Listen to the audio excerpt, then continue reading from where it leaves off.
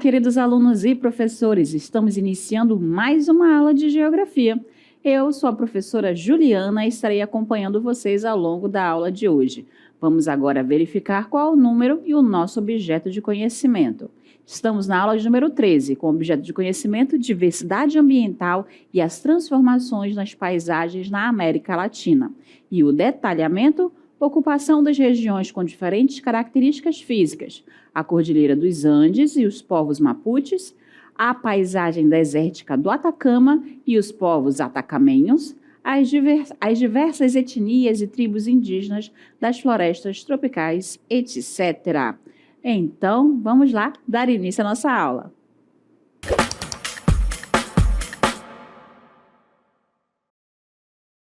Antes mesmo das estradas, das cidades, das fronteiras existirem, em cada cantinho da América Latina existiam povos e que eles viviam em equilíbrio com a natureza. E esses povos, a gente vai verificar alguns deles já aqui.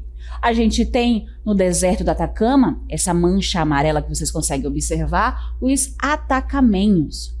Nas partes verdes, tanto aqui acima, na floresta amazônica, quanto abaixo, a gente vai verificar as tribos indígenas, os povos indígenas que vivem também em equilíbrio com a natureza. E ao longo de toda essa área que foi marcada de vermelho, a gente vai ter as comunidades andinas, como os incas, os astecas, que viviam nessa região. E também, atualmente, nós temos o povo mapuche, e a gente vai conhecer um pouquinho de cada um deles.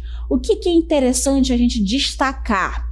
Cada um desses povos vivem em um local, em um ambiente diferente, na floresta, no deserto e em um relevo montanhoso. Então, eles enfrentam desafios diferentes, mas todos eles conseguiram ali com engenhosidade, criatividade, driblar essas condições adversas para praticar agricultura ou outras as atividades que fossem, então, dar para eles meios de subsistência. A gente vai verificar, então, que vai ter essa relação desses povos, tá, que vivem nessas condições mais diferentes possíveis com a natureza. Olha só, a gente verifica que o meio físico, seja ele o relevo, como é o caso da Cordilheira dos Andes, seja o clima, como ocorre lá no deserto, ou a vegetação, como a presença da floresta amazônica, vai influenciar diretamente a vida humana, porque vai depender desses seres humanos o desenvolvimento de técnicas e culturas. O que um povo usa para sobreviver no deserto não vai ser a mesma condição que ele vai conseguir sobreviver lá na Cordilheira dos Andes, por exemplo. Então, cada técnica e cada cultura específica vai ser criada, desenvolvida para sobreviver em cada tipo de ambiente. E a gente começa trazendo para vocês a Cordilheira dos Andes com o primeiro povo, mas trazendo primeiro uma localização. Onde é que encontramos então a Cordilheira dos Andes? Na América do Sul, e ela vai atravessar países como Chile, Argentina, Peru, Bolívia e Equador. Então, nessas condições, qual vai ser então as características físicas que o povo vai enfrentar? Vai ser então um relevo, vai ser qual? Uma montanha elevada. A gente vai ter então ali a Cordilheira dos Andes. Dentre os diversos picos da Cordilheira dos Andes, o maior se chama Aconcagua, com 6.961 metros de altitude, ou seja, ele está a quase 7.000 metros acima do mar, e ele é o maior pico das Américas. Lá na Cordilheira dos Andes, a gente vai enfrentar, então, um clima frio, um clima seco e também com grandes altitudes, já que estamos em uma cordilheira. E vai ter também uma variação dependendo da latitude em que lá se encontra. Né, que a gente verificou que começa lá na Venezuela e ele desce a cordilheira até o Chile. A vegetação, a gente vai encontrar de forma escassa em altitudes elevadas e marcada principalmente pela presença de gramíneas e arbustos. Qual é a importância da Cordilheira dos Andes? É que ela acaba funcionando como uma barreira natural. Então, aquilo que vem pelo continente, pelo lado leste, ela acaba devolvendo para o leste, e todas aquelas outras condições climáticas que vêm pelo lado oeste, ali pelo Oceano Pacífico, acabam voltando para o oceano também. Ela é fonte de recursos hídricos. Nós verificamos que na Cordilheira dos Andes diversas nascentes lá ocorrem e que elas fluem em direção a leste e acabam quase todas sendo de rios volumosos e desaguando ao longo, né, do Oceano Atlântico. E ainda de minerais que são encontrados também nessa região. E agora eu vou trazer para vocês novamente, com o auxílio do Google Earth, aqui para vocês localizarem em toda essa extensão a questão da Cordilheira dos Andes. Mas eu falei para vocês que o Aconcagua é o maior ponto, né, o pico mais elevado. E aí para vocês algumas imagens que no Google Earth está disponível. Então, é um local de altitude elevada, vai sempre ter neve, dependendo da altitude.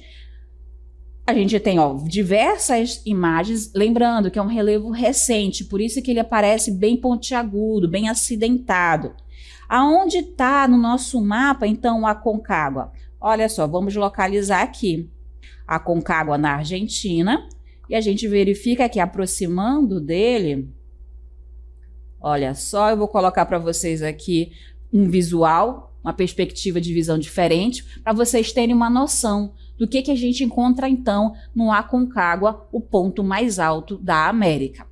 Um outro local que a gente também verifica que tem condições, que é da América Latina, na Cordilheira dos Andes, se chama a cidade de Cusco, que lá se encontram as ruínas dos incas, de alguma cidade inca no caso.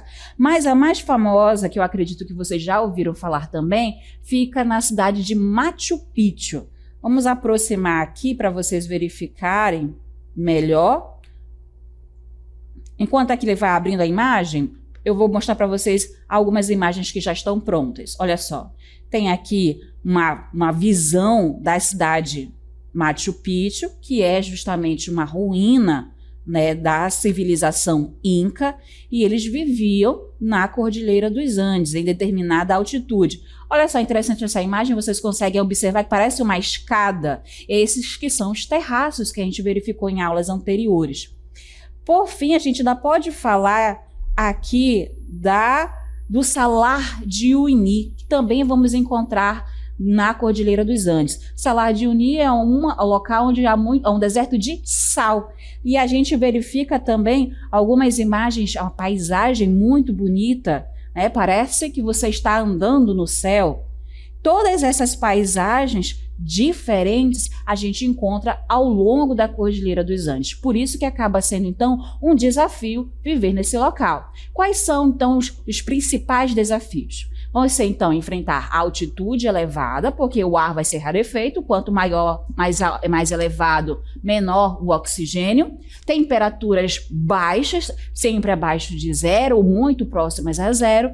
Nesse local, o solo vai ser pouco fértil e em muitas áreas vai ser difícil o desenvolvimento da agricultura, o que exige desses povos técnicas agrícolas específicas para o relevo montanhoso. E, é claro, o isolamento. Vão ser locais de difícil acesso, a comunicação entre uma comunidade e outra também é complicada, então, ali dependendo das condições climáticas, esses locais podem ficar completamente isolados. Vamos falar agora de um povo específico que vive desde o tempo passado, desde que a América Latina, antes de ser conquistada, tomada pelos colonizadores, a gente vai ter o povo Mapuche. O povo Mapuche é um povo indígena originário, tradicional, do sul do Chile com a Argentina. Então, ele vivia naquela região por inteiro, na Cordilheira dos Andes também. E eles fizeram algumas adaptações para conseguir sobreviver nesse ambiente. A agricultura em formato de terraços para aproveitar o relevo montanhoso. Eles criam ainda hoje animais como as lhamas e as alpacas, que são animais resistentes a frio ao clima frio, e também a partir deles podem utilizar para transporte de carga, também para o consumo da carne e a produção de têxteis. Por fim, a gente tem habitações, neles vão ser habitações adaptadas a esse tipo climático, feitas de madeira e de palha, porque tem que ser uma habitação que consiga reter o calor na parte interna, mesmo que do lado de fora da casa esteja com temperaturas bem baixas. E a cultura é um dos povos mais resistentes à colonização que a gente encontrou dos povos espanhóis. Eles têm a língua própria, que hoje é um símbolo de resistência, o mapudungu, e mantém tradições espirituais em contato com a natureza. Aí a gente traz para vocês que a cultura acaba sendo, então, o símbolo de resistência dos Mapuche. A língua, como eu já falei, o mapudungu, até hoje ela é falada por diversas comunidades, é ensinada às gerações mais novas como essa forma de preservar a sua cultura. A religião deles envolve crenças espirituais ligadas à natureza, aos ancestrais. A resistência deles sempre ocorreu, eles possuem diversas lutas históricas contra a colonização espanhola e também contra, as civilizações mais recentes que ficaram a Argentina e o Chile. E até os dias de hoje eles lutam por direitos territoriais, ou seja, seu direito à terra. E atualmente, nesses desafios contemporâneos, é justamente ter o direito à sua terra, a preservar a sua cultura. Então, eles estão sempre ali buscando retomar as suas terras ancestrais para que eles possam continuar com o seu modo de vida e preservando a cultura deles. Esse povo Mapuche sofreu conflitos com os povos do Chile e com o da Argentina. E a gente trouxe para vocês agora a professora de História Michele, que vai trazer 2 conflitos que foram muito importantes e mostram a resistência do povo Mapuche. Olá, queridos! Eu sou a professora Michele Santos, professora de História, e vim falar um pouquinho sobre a Guerra dos Araucos e também da Campanha do Deserto. Já ouviram falar desses 2 movimentos, desses 2 conflitos? E ainda, já ouviram falar do povo Mapuche? Pois bem, o povo Mapuche era um povo indígena que habitava as regiões que hoje nós conhecemos como Chile e Argentina. Então, o povo Mapuche ele se tornou símbolo de resistência. Por quê, professora? Porque esse povo ele sofreu investidas pesadas dos espanhóis na figura dos chilenos, visto que tanto o território chileno quanto o território argentino que nós conhecemos hoje estavam sob a administração da coroa espanhola. Então, o Chile, buscava invadir as terras do povo Mapuche em busca de riquezas, em busca de recursos naturais e também em busca de área territorial para anexar ao território chileno, certo? Então, entre o século XVI ao século XIX, houve a Guerra do Arauco. O que foi essa guerra? Foi justamente o reino chileno contra o povo Mapuche em busca de anexar o território desse povo, ao reino chileno. Porém, os Mapuches não deixaram isso, à mercê, brigaram por preservar seu território, brigaram para estar ali, para confirmar sua identidade naquele local. Porém, ao longo desses 300 anos aproximadamente, houve momentos de tréguas, houve momentos também de alianças, de traições, e isso também ocasionou a morte de muitas pessoas, tanto do lado dos chilenos, como também do lado do povo Mapuche. Então, durante esse processo, nós vamos verificar que os Mapuches, eles não se renderam a esse processo de colonização, certo? Eles brigaram, eles resistiram. Prova disso é que no século XIX, houve também uma outra investida pesada para anexar o território do Mapuche ao reino, melhor dizendo, ao território argentino, certo? Isso já no século XIX. E aí nós vamos observar a figura do capitão, de um general, melhor dizendo, Júlio Argentino, que vai brigar, vai querer conquistar o território do povo Mapuche. O que isso vai ocasionar, Claro, o povo Mapuche vai perder territórios, vai perder também muitas pessoas nesses conflitos ao longo desse tempo, ao longo desse processo colonizatório. Mas mesmo assim, o povo Mapuche vai se mostrar resiliente, vai se mostrar que eles conseguem manter a sua identidade cultural viva. Prova disso é que atualmente o povo Mapuche, né, tem lideranças políticas tanto do lado chileno quanto do lado argentino, que eles buscam preservar sua identidade, buscam preservar as suas tradições e para isso eles vão, por meio de leis, tentar resgatar essa identidade cultural. Então, queridos, isso é um pouquinho da história da Guerra do Arauco e das campanhas do deserto. Até a próxima. Ok, olha só. A partir da fala da professora Michele, a gente consegue então conseguir compreender melhor esse mapa. Essa região aqui em verde, que vocês observam, é o território ocupado pelo Mapuche antes da chegada do colonizador. Então, vocês conseguem observar que esse território ia do Oceano Pacífico para o Oceano Atlântico. Então, eles conseguiam atravessar de um oceano para o outro tranquilamente. Só que com a chegada do colonizador, eles foram perdendo esse direito à terra, porque o colonizador queria essas melhores terras para praticar justamente a agricultura. Então, o povo Mapuche acabou sendo confinado a essa extensão. O que a gente tem justamente aí? A Cordilheira dos Andes. Então, o povo Mapuche acaba ocupando hoje terras que aonde ele não pode praticar a agricultura dele. Então, ali são uma região montanhosa, uma região de difícil acesso, e é por isso que até hoje eles resistem e buscam seus direitos à terra. Mapuche no Chile, olha só, a população no Chile, hoje em dia não, a gente vai utilizar os dados de 2002, do censo chileno de 2002, de que nesse período existiam cerca de 604 mil Mapuches no Chile, o que corresponderia apenas a 4% da população. Essa população acabou, como eles foram tendo diversos conflitos, sendo expulsos para as áreas urbanas, porque eles não tinham mais condições de sobreviver, de viver, né, na cordilheira. Então, a partir de 2002, a gente verifica que 62% dos Mapuches acabam vivendo em áreas urbanas. Se destaca a região metropolitana de Santiago, com 180 mil Mapuches, que isso corresponde a 30% dessa população em área urbana. Uma região onde se considera o coração do território ancestral Mapuche é Araucánia. Lá ainda dos 200 mil Mapuches, o que significa 1/3 da população, o que seria mais ou menos de 1 a cada 4 pessoas nessa região seriam de origem Mapuche. No entanto, 42% dessa população acaba vivendo na pobreza. E na Argentina, a gente verifica um cenário parecido.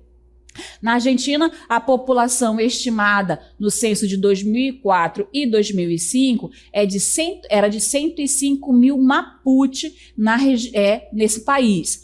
Eles estavam distribuídos principalmente em Chubut, Neuquén, Rio Negro, aonde concentraria 73% da população Mapuche.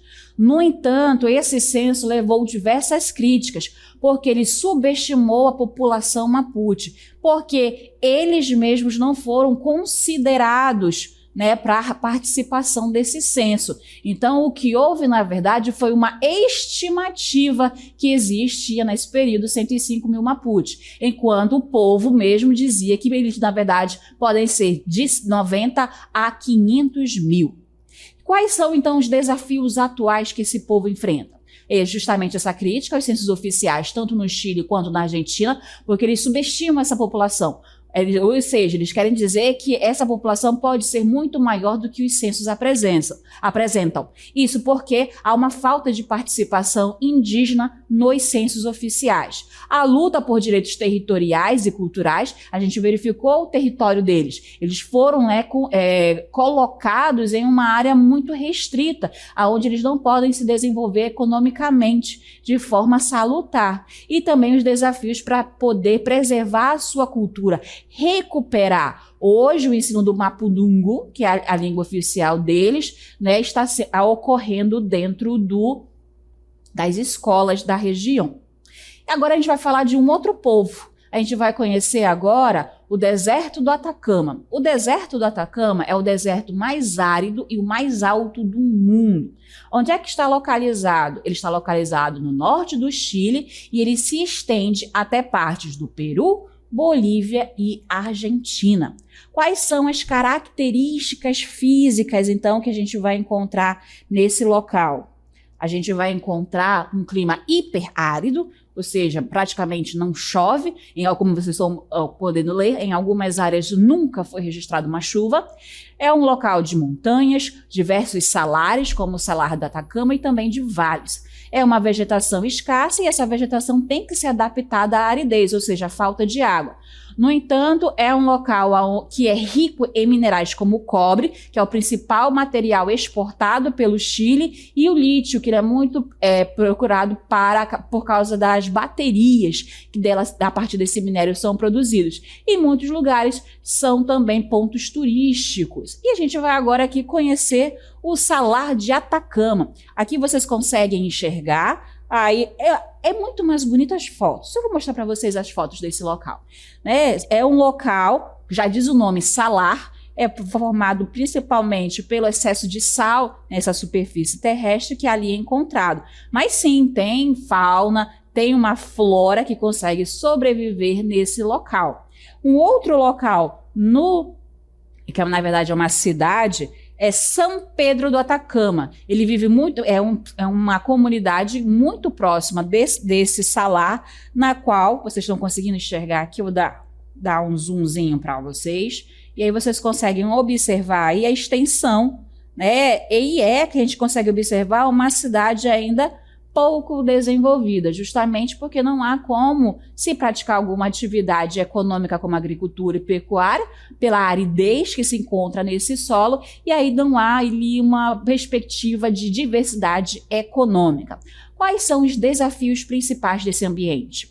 A gente vai ter a escassez de água, porque vão ser formados principalmente por rios temporários e aquíferos subterrâneos. É um solo pouco fértil, com áreas de salinização, por isso que tem a presença dos salares, e também é uma área de isolamento, né? Ou seja, uma área muito distante, uma comunidade distante da outra, e não há uma dificuldade, na verdade, no acesso a esses lugares. Um exemplo do povo atacamenho são os Lincan-Atai.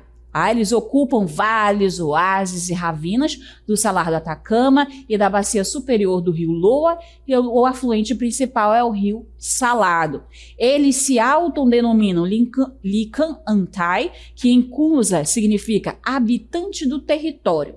A língua tradicional deles é o Kunza, e que hoje em dia também está em processo de revitalização. A arte e a cultura fica por conta da cerâmica, de cestarias, dos têxteis, trabalhos em ouro e prata, e também a dança e a música.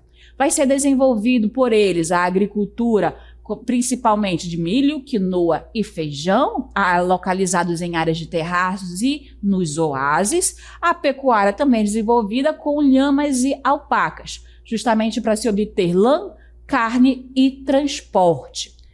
E aí a gente vai mudar novamente de áreas. A gente vai agora para a Amazônia, local que vocês conhecem, né? É um local onde a vegetação é densa, é verde, ela é abundante, e as florestas tropicais, elas conseguem preservar, não, a palavra seria ali colocar habitantes tradicionais, como os povos indígenas. Aqui a gente, por exemplo, vai falar dos Yanomamis, dos Kayapós, também a gente pode falar dos Boros, dos Tucano e muitas outras tribos indígenas que vivem aqui na floresta amazônica. Mas a floresta amazônica não é a única floresta tropical do mundo. A gente pode falar também do povo Baka, que vive lá no Congo, na floresta do Congo. Vou levar vocês para conhecer lá e vocês vão conseguir observar que ela é similar ao que temos então aqui, apesar de nessa imagem aqui ela está com menos vegetação, está com aquela vegetação densa, mas olha essa primeira imagem aqui. Ela parece muito com a região amazônica. Aqui na imagem, como vocês conseguem observar, ela é similar ao que a gente encontra aqui na floresta amazônica. Olha essa outra imagem, também uma vegetação densa.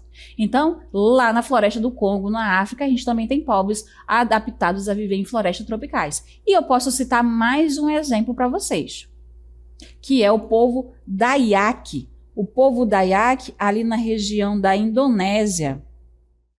E aí um último exemplo que eu trago para vocês é em Bornéu desse povo Dayak. O povo Dayak também é acostumado a viver na floresta, eles têm algumas reservas especiais nas quais eles vivem até os dias de hoje, e a gente consegue observar nessa imagem que ela é similar ao que a gente encontrou no Congo e encontramos aqui na floresta amazônica. Vamos verificar agora um pouco mais das características deles. A floresta tropical e seus exemplos de povos. As florestas tropicais elas vão cobrir cerca de 6% da terra, mas vão abrigar 50%, né, da biodiversidade e milhares de culturas indígenas. Aí na Amazônia nós temos os Yanomamis, os Kayapós, os Axaninka, que a gente vai verificar aí, são tribos Yanomami que têm malocas muito grandes e circulares. A África com o povo Baka no Congo e também Umbuti na floresta Ituri. E no Sudeste Asiático a gente viu aonde fica Dayak em Bornéu, mas também poderíamos citar a tribo Karen da Tailândia. E como é que esses povos vivem na floresta? Os Yanomamis vão viver em malocas grandes, como eu falei para vocês, circulares. Então eles possuem tribos muito grandes. As casas suspensas com os Dayaks. Na região que os Dayaks moram é comum ocorrer enchentes, então eles necessitam fazer suas casas de forma suspensa. E a alimentação deles é a base de caça, pesca, coleta e também agricultura de roça. E acabam se transportando usando canoas que são escavadas em troncos de árvores, trilhas estreitas a quais eles fazem esse percurso a pé. Esses povos são muito importantes e têm cultura e tradições que acabam sendo passadas para as gerações futuras. Na medicina, as plantas medicinais, o artesanato com cestaria de cipó, adorno de penas, pinturas corporais, e todos esses povos têm um culto aos espíritos da natureza e também aos ancestrais. Esses povos enfrentam desafios nos dias de hoje, como o desmatamento, porque eles acabam perdendo territórios para a atividade madeireira, para o garimpo que acaba sendo desenvolvido nos rios da Amazônia, as mudanças climáticas que vão alterando os ecossistemas e vão modificando a forma com a qual os peixes sobrevivem nessa região e acabam, então, ali tendo problemas na caça, na pesca também. E a luta desses povos. No Brasil, a gente pode citar aí o COIAB, que vai lutar pelos direitos dos indígenas, ou como a Survival International, que vai lutar pelos direitos de outras comunidades a nível internacional. Para fechar a nossa aula, a gente vai assistir um vídeo que vai trazer outras populações da América Latina. E aí, turma? Para conhecermos mais as populações que estão na América, irei apresentar algumas etnias e povos que possuem características próprias. O continente americano se estende do hemisfério sul ao hemisfério norte, devido à sua extensão, à variação de altitudes, dos climas e da vegetação. Há uma riqueza cultural das populações americanas, resultado de uma grande variedade de paisagens. Vamos perceber que esses povos dependem principalmente do extrativismo para garantir sua subsistência, tendo seus modos de vida diretamente relacionados à característica do meio físico natural. Vamos iniciar conhecendo o povo da etnia Guna, que são encontrados na costa norte do Panamá. Estão distribuídos entre o continente e cerca de 40 ilhas na comarca de Guna Yala. A tradição mais curiosa do arquipélago é a igualdade de gênero e a completa tolerância da fluidez de gênero. Para a subsistência, esses grupos dependem da pesca artesanal, da exportação de cocos, do turismo e da agricultura agroecológica. Guna Yala é o arquipélago onde as mulheres comandam e ditam as regras. Vamos agora para um lugar bem gelado, onde encontramos os esquimós ou inuites, que são um povo nativo das regiões árticas. Eles vivem na Groenlândia, no Alasca, no Canadá e no leste da Rússia. Tradicionalmente, os esquimós conseguem quase todo o seu alimento por meio da caça e da pesca. Eles se alimentam da carne de renas, focas, morsas e baleias. Na água, os caçadores esquimós se locomovem em caiaques cobertos com pele de animais. Em terra, viajam entre nós puxados por cachorros. O próximo povo que iremos conhecer está localizado no Lago Titicaca.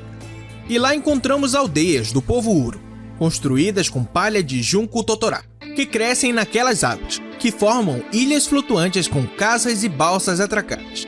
Cada ilha é o lar de uma unidade familiar. As mulheres realizam quase todo o trabalho, cozinham, cuidam das crianças, transportam alimento, vendem artesanato e movem as embarcações. Cabe ao homem realizar a caça e a pesca. Por último, vamos falar das comunidades ribeirinhas da Bacia Amazônica aqui no Brasil. Essas eu tenho certeza de que alguns de vocês já conhecem. Eles residem nas proximidades dos rios e têm a pesca artesanal como principal atividade de sobrevivência. Cultivam pequenos roçados para o consumo próprio e praticam atividades extrativistas de subsistência. Os ribeirinhos construíram suas moradias utilizando a madeira principalmente. A grande maioria das casas são palafitas, construídas alguns metros acima do nível do rio, para evitar que sejam invadidas pelas águas. Durante as enchentes, as palafitas fazem uso de tábuas para subir o piso no período de cheia. E aí, vocês conhecem algum dos povos que selecionei para vocês? Um abraço a todos e até a próxima! Só uma pequena correção, é que eu falei para vocês que iam ser apresentadas apenas populações latino-americanas. E aí entrou os esquimós. Os esquimós, eles não fazem parte da América Latina, mas é um povo único que temos aqui também na América por inteiro. Aqui vamos então finalizando mais uma aula de geografia.